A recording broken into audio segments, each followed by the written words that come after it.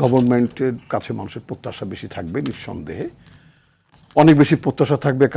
কারণ হচ্ছে যে মানে প্রায় 17 বছরের স্বৈরশাসন ছিল, গণতন্ত্র ছিল না, কোনো প্রতিষ্ঠানই ছিল না, বিচার বিভাগ ঠিক মতো কাজ করতে পারেনি, কাজ মানে করেনি।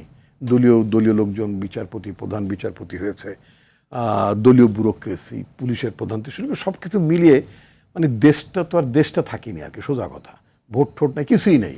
তো এমন একটা স্যাটার্ড পর্যুদস্ত গণতান্ত্রিক ব্যবস্থা, প্রশাসনিক ব্যবস্থা, বিচার ব্যবস্থা, শিক্ষা ব্যবস্থা, আপনার আইন শৃঙ্খলা ব্যবস্থা, সব কিছু মিলে একটা ভঙ্গুর দশায়, মানে এমনি একটি অবস্থা, একটা দেশে নির্বাচন হলো, সেই নির্বাচনের পরে মানুষের প্রত্যাশা কিন্তু আকাশচুম্বী। মানুষ গণতন্ত্র দেখতে চায়, মন খুলে কথা বলতে চায়, প্রাণ খুলে ফেসবুকে লিখতে চায়, কথার কথা। তো এবং এই প্রাণ খুলে ফেসবুকে লিখতে যেতে মানে অশ্রাব্য কুশ্রাব্যের বর্ণ বয়ে দিচ্ছে, সেটাও ঠিক আছে। প্রশাসন এখন পর্যন্ত মানে এটা সিস্টেম আসেনি। তো সব কিছু মিলিয়ে মানে আমি ব্যক্তিগতভাবে মনে করি যে ঠিক এই সময়টার মধ্যে একটা গভর্নমেন্টকে সব স্ট্রিমিং করা ভেরি ডিফিকাল্ট। এর মধ্যে আবার ইসরায়েল এবং মানে আমেরিকার যৌথ মানে প্রযোজনায় ইরানের উপর যে হামলাটা হলো, তার যে অর্থনৈতিক অভিঘাত সেটা আমাদের উপর ভীষণভাবে চলে গিয়েছে।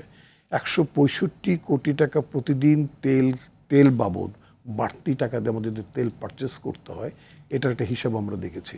অর্থমন্ত্রী বলেছেন বাজেটে যে বরাদ্দ হতো সে বাজেট বরাদ্দ থেকে অলমোস্ট 40,000 কোটি টাকা মিনহোয়াইল 40,000 কোটি টাকা অলমোস্ট গন, মানে এটাকে অ্যাডজাস্ট করতে যে মানে আপনার ইনফ্লেশন বলেন, বাজার মূল্য বলেন, বিদেশ থেকে কেনাকাটার কথা বলেন ইত্যাদি, তারপর শ্রম বাজার সংকুচিত হয়েছে, প্রচুর লোকজন চলে আসছে। রেমিটেন্স ইনিশিয়ালি মনে হতে পারে যে অনেক রেমিটেন্স আসছে, সেটা হচ্ছে কি যারা কিছু টাকা ওখানে পয়সা ছিল সেগুলো নিয়েই তো আসছে, সেগুলো নিয়ে আসছে। তো ফলে এটার ইম্প্যাক্টটা দেখা যাবে যদি ইমিডিয়েটলি যদি আবার লোকগুলো ফেরত যেতে না পারে, নতুন শ্রম বাজারের সন্ধান ইচ্ছে করলে তো 3 মাসে নতুন সরকার ইচ্ছে করলেই তো একটা চুক্তিতে যেই আজকেই দেখলাম কাতারের শ্রমমন্ত্রী বাংলাদেশে এসেছেন, বলছেন 1,500 মানে তারা ট্যাক্সি ড্রাইভার নেবেন। তো এটা বললেই তো কালকে ট্যাক্সি ড্রাইভার চলে যাবেন। দিস ইজ এ প্রসেস লাগবে। তো সব কিছু মিলিয়ে সত্যি মানে একটা ভয়াবহ একটা মানে বেকায়দাজনক পরিস্থিতিতে একটা সরকারকে দায়িত্বভার গ্রহণ করতে হয়েছে। তো আমি যে কথাটি বলতে চাই, আমাদের প্রধানমন্ত্রী তিনি যখন প্রধানমন্ত্রী হননি, বিএনপি চেয়ারম্যান হিসেবে তিনি জাতির সামনে বলেছিলেন we have a plan, I have a plan, we have a plan.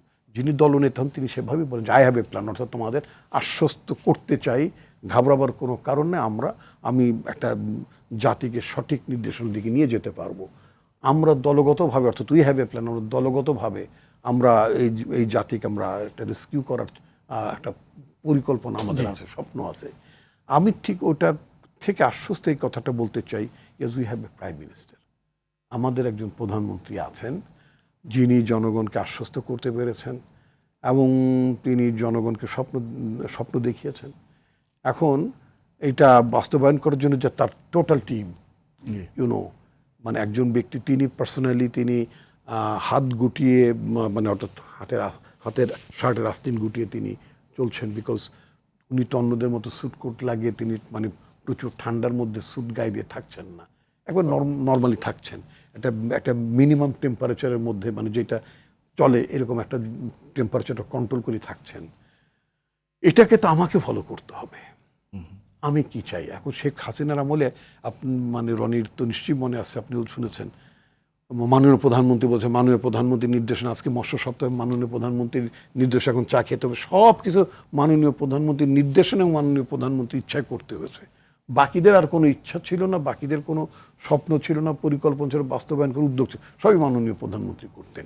এটা প্রধানমন্ত্রী আমাদের সেক্ষেত্রে একটা উত্তরণ আপনি বলতে চাচ্ছেন আর কি। কারণ হচ্ছে দেখবেন আপনি 3-4 দিন আগের একটা নিউজ, মাননীয় প্রধানমন্ত্রীর সামনে একজন মন্ত্রী হিসেবে আওয়ামী লীগের আমলের মতো স্টাইলি মানে শুধুই মাত্র স্তুতি করছিলেন, তখন তিনি তাকে থামিয়ে দিয়েছেন। সবই তো আমার নাম দিয়ে বললেন, আপনি কি করেছেন, কি করছেন।